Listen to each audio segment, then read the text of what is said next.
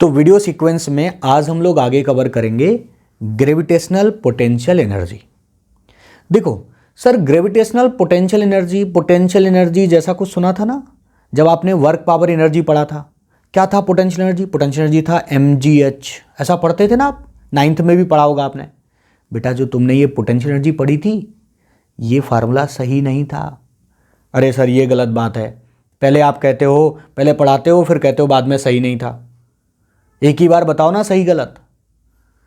यार ये ना एक कंडीशनल फार्मूला है, इसमें आपने जितने बार भी बॉडी को ऊपर उठाया था 2 किलोमीटर, 1 किलोमीटर, 50 मीटर, 10 मीटर, यानी हाइट बहुत कम ली थी। किसके कंपैरिजन में? अर्थ के रेडियस के कंपैरिजन में। अर्थ का रेडियस कितना होता है? 6400 किलोमीटर। यानी ये फार्मूला हमेशा सही नहीं है। ये फार्मूला तभी सही है जब हाइट बहुत कम हो। किसके कंपैरिजन में? अर्थ के रेडियस के कंपैरिजन में, तभी ये ठीक है। तो तुमने जितना पढ़ा था उसमें तुमने कोई ऐसा तो नहीं है, मैंने आपसे ये तो नहीं कभी कहा कि 1000 किलोमीटर ऊपर ले जाओ, ऐसा बोला क्या कभी किसी न्यूमेरिकल में, वर्क पावर एनर्जी में? नहीं। तो इसलिए ये तुम पढ़ रहे थे वो सही था। इसका मतलब ये जो mgh हम पढ़ रहे हैं ना सर, ये कंडीशनल फार्मूला है, इट इज नॉट 100% करेक्ट। आज हम लोग देखेंगे कि क्या करेक्ट फार्मूला है और कब mgh लगाएं कब mgh ना लगाएं, ये भी आपको समझाऊंगा आगे चलकर। ठीक है, तो आ जाओ भाई, शुरू करते हैं अपने इसी वीडियो सीक्वेंस में। आगे अगला टॉपिक क्या है? Gravitational potential energy.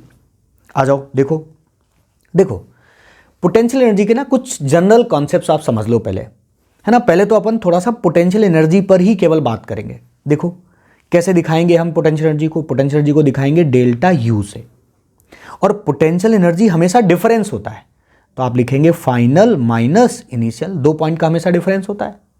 ठीक है, पोटेंशियल एनर्जी एक पॉइंट पे नहीं लिख सकते, पोटेंशियल एनर्जी हमेशा डिफरेंस देगा एक पॉइंट से दूसरे पॉइंट का, फाइनल माइनस इनिशियल, है ना, second point minus first point, ऐसे लिखना होता है हमेशा। तो इसलिए मैंने इसको लिखा डेल्टा यू। ओके, तो ये है पोटेंशियल एनर्जी का नोटेशन, ऐसे ध्यान रखना है। ठीक है, अच्छा सर, और कहीं पर मान लो मुझे पोटेंशियल एनर्जी निकालनी है तो कैसे निकालना होगा? पोटेंशियल एनर्जी निकालने का एक यूनिवर्सल फार्मूला बताता हूं आपको, ये हमेशा याद रखना।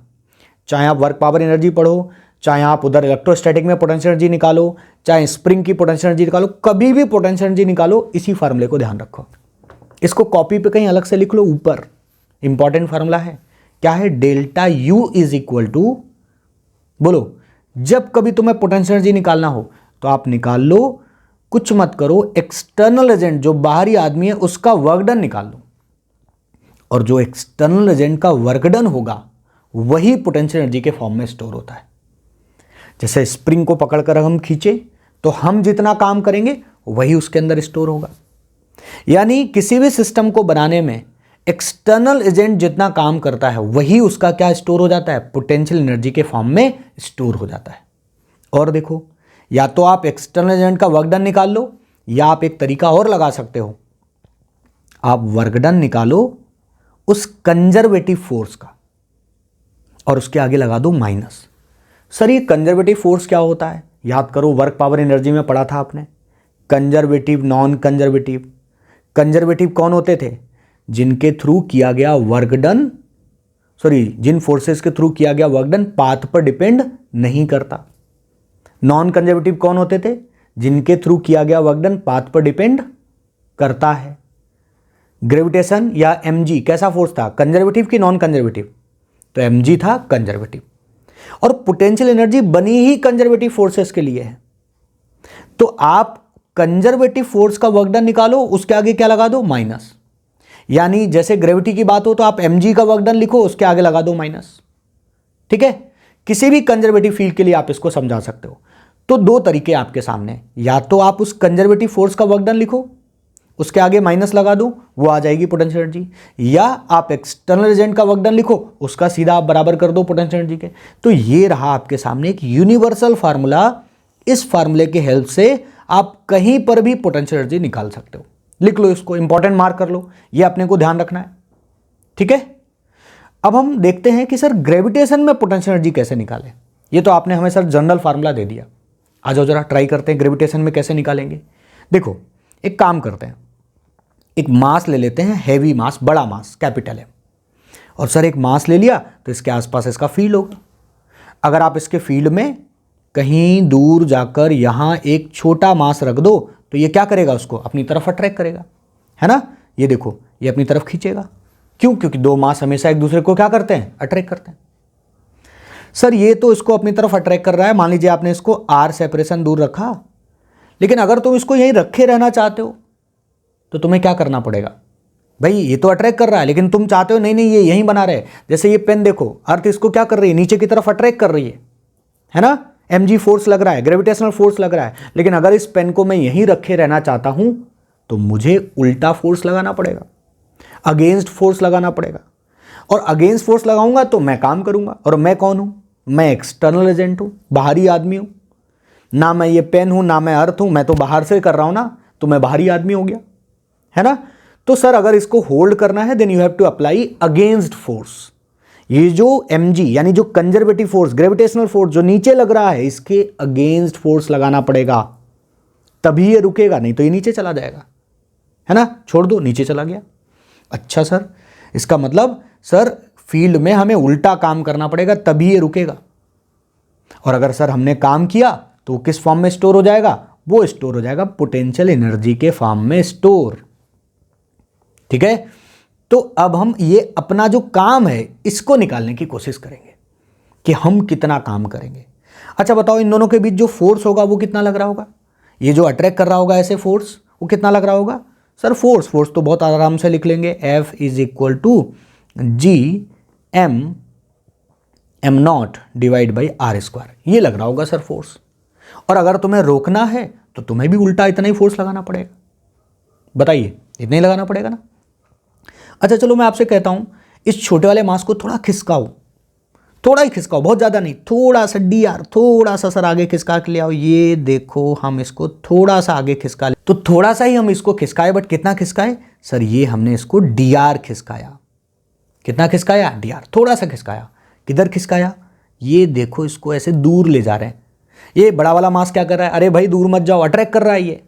हम क्या कर रहे हैं, हम इसको अगेंस्ट ले जा रहे हैं, है ना। हमें काम करना पड़ेगा।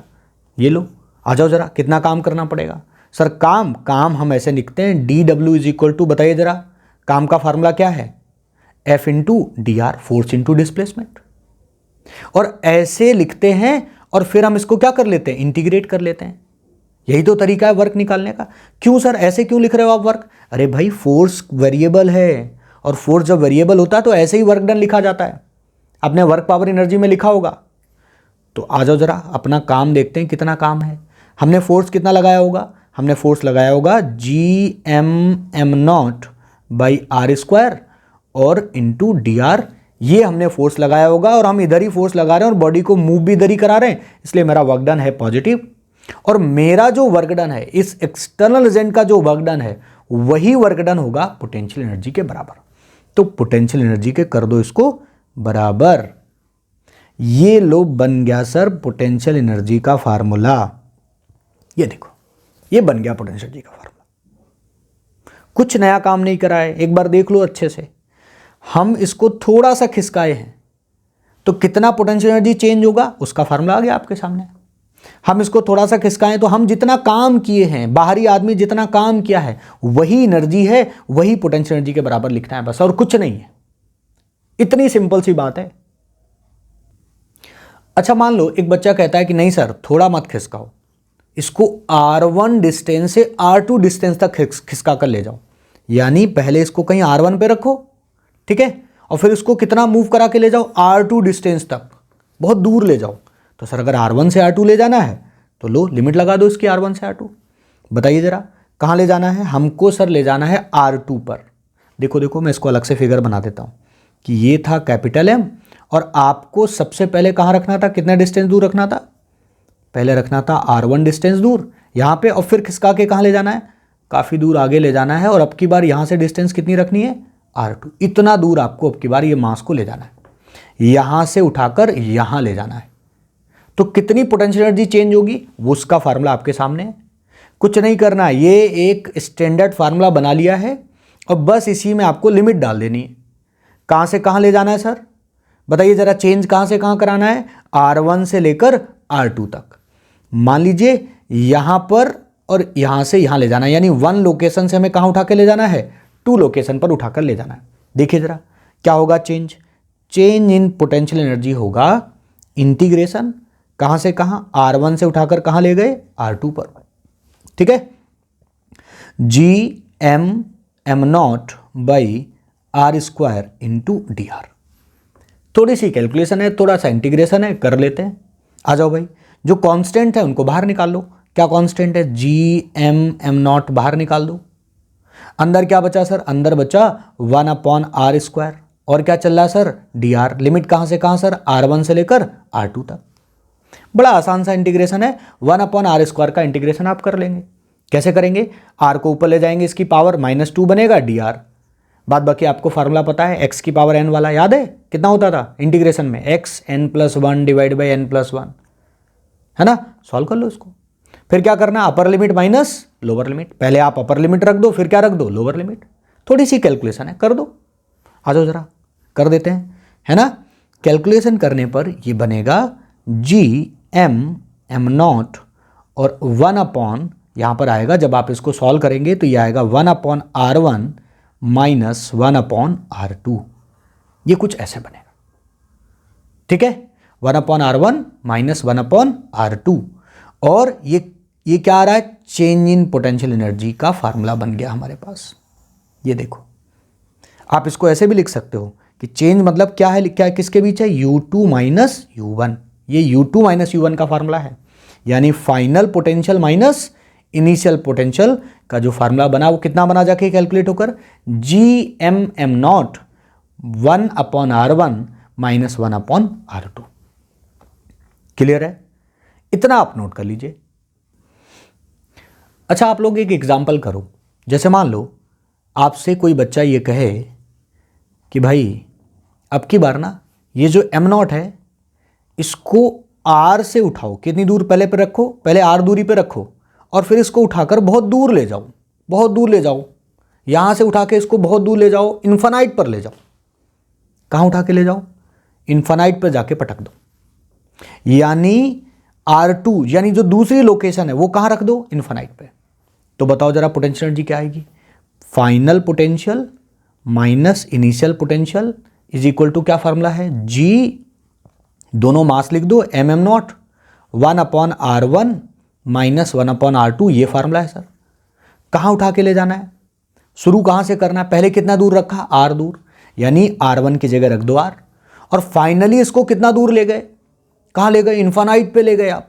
सर इन्फानाइट पे ले गए, तो बताओ जरा, तो क्या बनेगा जरा, यहां पे आप फाइनल की जगह इन्फानाइट डालेंगे, और 1/इन्फानाइट क्या होता है, 0, और R1 की जगह क्या रख दीजिए, R। बताइए जरा पोटेंशियल एनर्जी कितना आ गया G M naught by R. और देखो, जब तुम किसी मास को कहीं इन्फानाइट पे ले जाते हो, बहुत दूर ले जाते हो, सोचो बहुत दूर ले गए, इन्फानाइट पे ले गए सर उठाकर, सर इन्फानाइट पे ले गए तो वहां तो कोई फोर्स ही नहीं लगेगा, यानी इस कैपिटल एम का वहां कोई इफेक्ट नहीं होगा। तो हम इन्फानाइट पर पोटेंशियल एनर्जी को क्या मानते हैं, 0। नोट डालकर लिख लेना इस बात को। जब हम कहां पहुंचते हैं, इन्फानाइट पर पहुंचते हैं, तो वहां जो हमारी पोटेंशियल एनर्जी होती है वो क्या होती है, 0। तो बताओ जरा कैसे लिखोगे, फाइनल पोटेंशियल एनर्जी का कहां पहुंचे आप, फाइनली कहां पहुंचे भाई, इन्फानाइट पर, तो फाइनल पोटेंशियल एनर्जी क्या हो गई, 0। ये लो, माइनस इनिशियल पोटेंशियल एनर्जी को आप U ले लो। बताइए जरा, ये आ गया U इनिशियल, चाहो तो लिखना ऐसे लिख दो। तुमसे कोई कहे बताओ U इनिशियल की वैल्यू क्या है, लो सर U इनिशियल बता देंगे, कितना होगा, माइनस उधर लगा दो, तो minus G M naught by R. ये बन गया सर। बताइए कोई दिक्कत, कोई दिक्कत नहीं। अच्छा, इसका रिवर्स क्वेश्चन भी पूछ सकता था मैं तुमसे ये भी कह सकता था कि ये छोटू वाला मास जो रखते हैं ना एम नॉट, ये छोटा वाला मास मेरा इन्फानाइट पे पड़ा, अभी कहां पड़ा है, इन्फानाइट पे, यानी इनिशियल R1 ही मैंने क्या दे दिया, इन्फानाइट दे दिया, और इसको इन्फानाइट से अब कहां रख दो आकर, इसको अब आकर R डिस्टेंस दूर लाकर रख दो, यानी इसी का उल्टा पूछ लूं तो भी आप कर लेना। इनिशियल क्या ले लेना, इन्फानाइट, और फाइनल कहां पहुंच गए, R पे। बोलो, R1 की जगह डाल देना इन्फानाइट और R2 की जगह डाल देना R, और सॉल्व कर देना। बस एक बात ध्यान रखना कि इन्फिनिटी पर पोटेंशियल एनर्जी की वैल्यू क्या होती है, 0।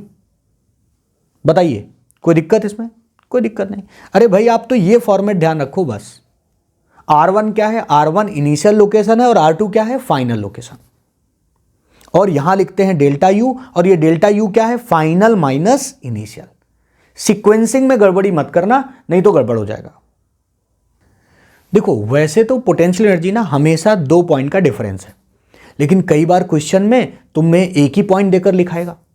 अरे सर 2 पॉइंट का डिफरेंस है, 1 पॉइंट पे लिखेगा तो कैसे कर पाएंगे? बेटा जब 1 पॉइंट पे दे तो समझ लेना दूसरा पॉइंट जरूर है, दिया नहीं उसने, और है और वो 0 है। यानी पोटेंशियल एनर्जी होगा हमेशा डिफरेंस, लेकिन अगर एक ही डिस्टेंस देकर पूछे तो इसका मतलब दूसरा वाला जो पॉइंट है वो है ऐसा जहां एनर्जी की वैल्यू क्या है? 0। और बताओ जरा पोटेंशियल एनर्जी 0 कहां होती है? मास को कहां उठाकर ले जाओ आप, कहां रख दो इस m0 को? सर इस m0 को उठाकर कहीं इन्फिनिटी पर रख दो, है ना, वहां इसकी पोटेंशियल एनर्जी क्या होती है? 0। तो देखो जहां पोटेंशियल एनर्जी 0 होती है, पोटेंशियल एनर्जी किस वैल्यू के लिए 0 होती है? इनफाइनाइट वैल्यू के लिए पोटेंशियल एनर्जी की वैल्यू 0 होती है। और जहां पोटेंशियल एनर्जी 0 होती है उसी को हम रेफरेंस पॉइंट कहते हैं। कौन सा पॉइंट कहते हैं? Reference point. अपने को एक शुरुआती पॉइंट चाहिए होगा, और अगर किसी को इनफाइनाइट से उठाकर आर सेपरेशन पर लाकर रख दो, यहां पर देखो इधर, तो बताओ जरा पोटेंशियल एनर्जी क्या आएगी? पोटेंशियल एनर्जी आएगी, potential energy at R final हो गया, और इनिशियल कहां रखा था? इनफाइनाइट पे, इज इक्वल टू अभी अभी फार्मूला बताया, क्या बताया? जी एम, दोनों मास लेने हैं, एम एम नॉट, और यहां क्या लिखते थे? 1/R1 लिखते थे ना, लिख दो यहां पर 1/R1। R1 मतलब इनिशियल, क्या है? Infinite, minus 1/R2। R2 final location क्या, जरा ऐसे उठाकर आप लाए उसको, यहां पर लाकर आपने रख दिया, ठीक है। इसको एग्जाम्पल नंबर 2 बोल दो आप। अब की बार आप इनफाइनाइट से उठाकर लाकर रख रहे हो, देखो देखो इनफाइनाइट से उठाकर लाकर रख दें तो यहां पर आप क्या लिख दोगे? Final R2। सॉल्व कर दो इसको। अच्छा इनफाइनाइट पर पोटेंशियल एनर्जी की वैल्यू क्या है? 0 है, तो लो U एट R, यानी एक पर्टिकुलर R के लिए वैल्यू आई। दरअसल ये U एट R तो लिखा है, लेकिन यहां -0 है जो हमें दिख नहीं रहा है। तो कई बार बच्चे को ऐसा लगता है कि पोटेंशियल एनर्जी देखो एक ही पॉइंट पे लिख दी। अरे नहीं भाई, U एट R -0 है, जो हम लिखते नहीं है बार बार। तो जब कभी कहीं एक पॉइंट पर पोटेंशियल एनर्जी पूछी जाए तो समझ जाना रेफरेंस पॉइंट कहां लिया गया है? इनफाइनाइट पर लिया गया है। तो भाई कितना आ जाएगा फार्मूला? आ जाएगा, सॉल्व करो उसको, 1/इन्फिनिटी हो गया 0, तो कितना बन गया? -GM/m0/R। ये बन गया पोटेंशियल एनर्जी का फार्मूला। बताओ कोई दिक्कत? इसको आप जनरलाइज भी कर सकते हो। ये तो मैंने इतनी सारी कहानी आपको डिटेल में बताई ताकि आपको ये समझ आ जाए असल में कि पोटेंशियल एनर्जी लिखते कैसे हैं, पोटेंशियल एनर्जी का असली फार्मूला क्या है। ये हमने आपको यहां पर बताने का प्रयास किया। इसको देखो, है ना, पूरा बढ़िया से डिटेल में आपको एक फार्मूला दिया, फिर आपको ये समझाया कि हम पहले मास को यहां से उठाकर इन्फिनिटी पर ले गए, और फिर अगले एग्जाम्पल में मास को कहां से उठा के लाए? इन्फिनिटी से लाए और यहां लाकर रख दिया। यानी ये एग्जाम्पल नंबर 2 पहले वाले एग्जाम्पल का जस्ट रिवर्स है, ठीक है। ये आ गया, बोलो कोई दिक्कत? कोई दिक्कत नहीं सर। तो कभी भी हम मास को एक जगह से दूसरी जगह ले जाएं तो आप चेंज इन पोटेंशियल एनर्जी आपको लिखना आना चाहिए, ठीक है। अच्छा एक जनरल फॉर्मेट आप याद कर लो। क्या एक जनरल फॉर्मेट याद कर लो? देखो जनरल फॉर्मेट आपको दे रहा हूं। जनरल फॉर्मेट ये है कि कोई भी दो मास ले लो, एक मास ले लो m1 और एक मास ले लो m2, अगर ये r सेपरेशन पर रखे, जैसे यहां पर देखो दो मास क्या थे, एक कैपिटल M एक स्मॉल m, m0। यहां पर मैं क्या ले रहा हूं? एक m1 एक m2, और इनके बीच सेपरेशन क्या ले रहा हूं? इनके बीच ले रहा हूं सेपरेशन r। तो यहां जो पोटेंशियल एनर्जी इस सिस्टम को बनाने में लगी होगी वो कितनी लगी होगी? वो देखो ये आ गई निकल के। यानी इसको जनरलाइज करके अगर हम लिखना चाहें तो यहां जो पोटेंशियल एनर्जी होगी वो कितनी होगी? -G, अब की बार मास क्या है? m1 m2, और डिवाइड बाय सेपरेशन क्या है? r। यानी दो मासेस अगर r सेपरेशन दूर हैं तो उनकी पोटेंशियल एनर्जी ये रही सर, ठीक है। ये रही पोटेंशियल एनर्जी, याद कर लो इसको। जिसको बहुत ज्यादा डेप्थ में कॉन्सेप्चुअली अगर नहीं समझना है, नहीं सोचना है, तो ये फार्मूला याद कर ले कि दो मास m1 m2 अगर r सेपरेशन दूर हैं तो उनकी पोटेंशियल एनर्जी होगी Gm1 m2/r। बस इतनी सी बात है। पोटेंशियल एनर्जी कैसी quantity? Scalar quantity, energy scalar quantity है, ठीक है भाई।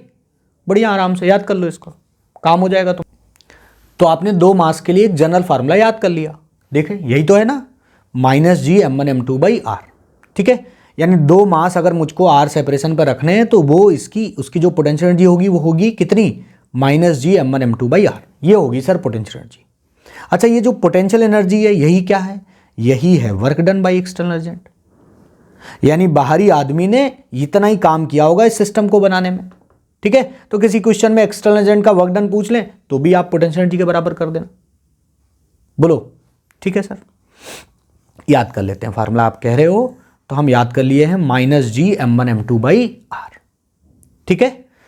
अच्छा सर, दो पार्टिकल्स, दो मासेस ऐसे रखे होंगे तो ये फार्मूला हम लगा लेंगे। एक बच्चे ने कहा सर अगर 3 रखे होंगे तो, हाँ सर 3 रखे होंगे तो कुछ और भी करना पड़ेगा। तो सोचने का ढंग आपको बताता हूं, देखना जरा क्वेश्चंस आते हैं ऐसे। एक एग्जांपल देखो आप लोग। मान लो एक मास था यहां पर m1 मास। अच्छा, एक अकेला मास हो, उसके आसपास कोई और मास ना आए तो कोई दिक्कत ही नहीं, तो कोई काम करना ही नहीं पड़ेगा, कोई फोर्स लगेगा ही नहीं। लेकिन अगर इसके बगल में यहां पर लाकर मैं एक मास और रख दूं, मान लीजिए मैंने यहां पे एक मास रख दिया m2, तो ये दोनों एक दूसरे को क्या करेंगे, अट्रैक्ट करेंगे। अगर तुम छोड़ दोगे तो ये दोनों एक दूसरे में चिपक जाएंगे। और अगर तुमको इनको इस सेपरेशन पर रखना ही है, मान लीजिए आपको इसको r सेपरेशन पर रखना है, तो आपको काम करना पड़ेगा, अगेंस्ट काम करना पड़ेगा। और काम करना पड़ेगा तो एनर्जी होगी। और दो मासेस में कितनी एनर्जी होती है, अगर दो मास मुझे r सेपरेशन पर रखने हैं, सर दो मास अगर आपको r सेपरेशन पर रखने हैं तो आपको एनर्जी लगानी पड़ेगी G m1m2/r।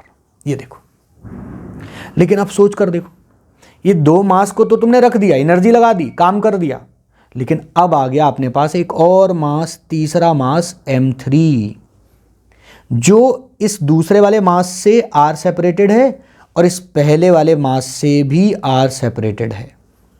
यानी ये डिस्टेंस हमने हर बार r दे दी। ठीक है, ये डिस्टेंस हमने r दे दी। तो सर जब तीसरा मास आया होगा, हमने इसमें रखा होगा तीसरा मास, तो पहला वाला भी अट्रैक्ट कर रहा होगा, दूसरा वाला भी अपनी तरफ अट्रैक्ट कर रहा होगा। और तीसरे वाले को अगर मुझे रोके रहना है तो मुझे दोनों की खिलाफत करनी पड़ेगी, यानी पहले वाले के अगेंस्ट भी जाना पड़ेगा और दूसरे वाले के अगेंस्ट भी जाना पड़ेगा। तो मुझे और काम करना पड़ेगा, बहुत काम सर। हाँ भाई, इसको सोचने का ढंग ऐसा ही है कि जब एक रखा तो कोई काम नहीं, जब दूसरा रखा तो काम करना पड़ा, कितना ये, लेकिन जब तीसरा आया तो दोनों के अगेंस्ट काम करना पड़ा। दोनों चाहते हैं उसको अट्रैक्ट करना, और दोनों के अगेंस्ट मतलब 1 के अगेंस्ट भी काम करना पड़ेगा और 2 के अगेंस्ट भी काम करना पड़ेगा। तो चलो 1 के अगेंस्ट कितना काम करना पड़ता, कितनी एनर्जी लगानी पड़ती, केवल 1 के अगेंस्ट होता तो आप क्या कर देते, बताइए जरा। आप 1 के अगेंस्ट कितना वर्क डन लिखते, 1 के अगेंस्ट लिखते -G m1m3/r, यही तो लिखते 1 के अगेंस्ट। देखो देखो, इसके अगेंस्ट। और 2 के अगेंस्ट कितनी एनर्जी लिखते, अगर केवल और केवल m3 और m2 होते तो एनर्जी हम कितनी लिखते, हम एनर्जी लिखते -G m2m3/r। बताओ जरा। ठीक है सर, हमने पहले एक रखा, फिर हम दूसरा लाए तो हमने वर्क डन लिख दिया, एनर्जी लिख दी, लेकिन जब हम तीसरा लाए तो हमने दोनों के लिए एनर्जी लिखी। अब सर अगर एक और ला दो तो तीनों के अगेंस्ट लिखना पड़ेगा, तीनों के लिए एनर्जी लिखनी पड़ेगी, यानी 3 और टर्म आएंगे आगे चलकर। और बेटा जितनी एनर्जीज आए ना, उन सबको ऐड करना है बस, और कुछ नहीं करना है, और वही होगी इस सिस्टम की एनर्जी। देखो जरा, देखो क्या होगी इस सिस्टम की एनर्जी। जरा इसको मैं लिख दे रहा हूं, देखना सभी लोग, इसको थोड़ा इधर मूव करा देता हूं, बस इसको जोड़ना है ना। अब ये माइनस का है तो ये माइनस हो जा रहा है, मैं तो जोड़ ही रहा हूं। ये देखो, हमने सबको जोड़ दिया और यही हो गई सिस्टम की एनर्जी। ठीक है भाई। तो अगर तुम्हें 3 पार्टिकल में रख कर दे दूं और मैं कहूं बताओ इस सिस्टम की कितनी पोटेंशियल एनर्जी है, तो कॉपी में क्या करना, फिगर बनाना शुरू करना। पहले एक रखना, फिर दूसरा रखना, एनर्जी लिख देना, फिर तीसरा रखना, फिर दोनों के अगेंस्ट एनर्जी लिख देना, है ना। ये तरीका है आपको सोचने का। एक ढंग और है, आप पेयर देख लिया करो। देखो, एक पेयर ये, एक पेयर ये और एक पेयर ये। कितने पेयर बन रहे हैं, 3 पेयर बन रहे हैं। 3 पेयर बन रहे हैं तो 3 टर्म आएंगे और सारे टर्म जोड़ने हैं। माइनस क्यों हो रहे हैं, माइनस तो फार्मूले की वजह से हो रहे हैं, हम तो जोड़ ही रहे हैं। तीनों टर्म को जोड़ के लिख दो। ठीक है, जितने पेयर बन रहे हैं उनको जोड़ के लिख दो, कोई दिक्कत नहीं है। ये तरीका है सिस्टम की पोटेंशियल एनर्जी लिखने का। क्वेश्चन आपसे पोटेंशियल एनर्जी पूछ सकता है, क्वेश्चन के में टर्मोलॉजी एक्सटर्नल एजेंट का वर्क भी हो सकता है। तो ये तरीका है, ठीक है। पेयर देख लो, आप पेयर गिन लो, कितने इंडिपेंडेंट इंडिविजुअल पेयर बन रहे हैं, उन पेयर के हिसाब से लिख लो। एक पेयर के लिए आपके सामने फार्मूला है। आ जाओ एक क्वेश्चन करके देखता हूं, देखो जरा, देखो एक क्वेश्चन देखो, आपके लिए है, आप इसको जरा ट्राई करके देखें। ये देखो आपके सामने एक क्वेश्चन है, क्या कह रहा है, 4 पार्टिकल, हर पार्टिकल का मास कितना है m, placed at the vertexes of square of side A, what is the gravitational potential energy of system. यानी तुम्हें एक स्क्वायर बनाना है और स्क्वायर के वर्टेक्स पे हर बार मास कितना रख देना है, m m m m मास रख देना है, और साइड कितनी रखनी है, a। इसकी एनर्जी लिखकर दिखाओ। इसकी क्या लिख के दिखाओ, एनर्जी। थोड़ा सा कैलकुलेशन करनी पड़ेगी, करोगे, करो जरा, करो, स्क्रीन रोक के करो आप एक बार, देखो जरा आंसर मैच हो रहा आपका कि नहीं हो रहा, करो, ठीक है, ट्राई करो। मैं एक और होमवर्क दे देता हूं, इसको तो आप स्क्रीनशॉट ले लो आराम से, और इसको तसल्ली से ट्राई करो। कमेंट बॉक्स में आप इसका जवाब भी दे सकते हो कि आपसे हुआ या नहीं हुआ। एक क्वेश्चन और दे देता हूं आपको, ले लो जरा, इसको स्क्रीनशॉट ले लो।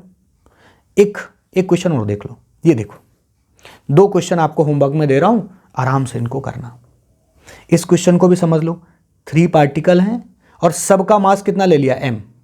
भाई सबका मास m ले लेते हैं तो थोड़ा आसान हो जाता है ना, m1 m2 m3 नहीं लिखना पड़ता मेरे को। और सबको हमने क्या रख दिया, वर्टेक्स पे रख दिया इक्विलेटरल ट्रायंगल के। साइड कितनी लेनी है, a, हर जगह साइड a लेनी है। If above given the 3 particles of equilateral triangle side a is to be change to side 2a, यानी पहले ट्रायंगल का साइड जो था वो a था, लेकिन अब चेंज करके उसका साइड कितना कर दो, 2a कर दो। तो सर जैसे ही आपने a को 2a बनाया होगा तो पोटेंशियल एनर्जी सिस्टम की बदल गई होगी। पहले पोटेंशियल एनर्जी कुछ और होगी जब आपने a साइड का ट्रायंगल बनाया था, और जब आपने 2a साइड का ट्रायंगल बनाया तो पोटेंशियल एनर्जी कुछ और होगी। और पोटेंशियल एनर्जी में जितना चेंज होता है वही किसके बराबर आता है, वर्क डन के बराबर आता है। देखो देखो क्वेश्चन क्या पूछ रहा है, then work done on the system. तो आप पहले सिस्टम की एनर्जी लिखो, फिर बाद में सिस्टम की एनर्जी लिखो, और उन दोनों का क्या कर दो, चेंज। और चेंज ही किसके बराबर आएगा, वर्क के बराबर आएगा। सर आंसर भी मैंने दे रखा है, आप एक बार कर दो, करके बता दो कि आपसे हुआ या नहीं हुआ, ठीक है।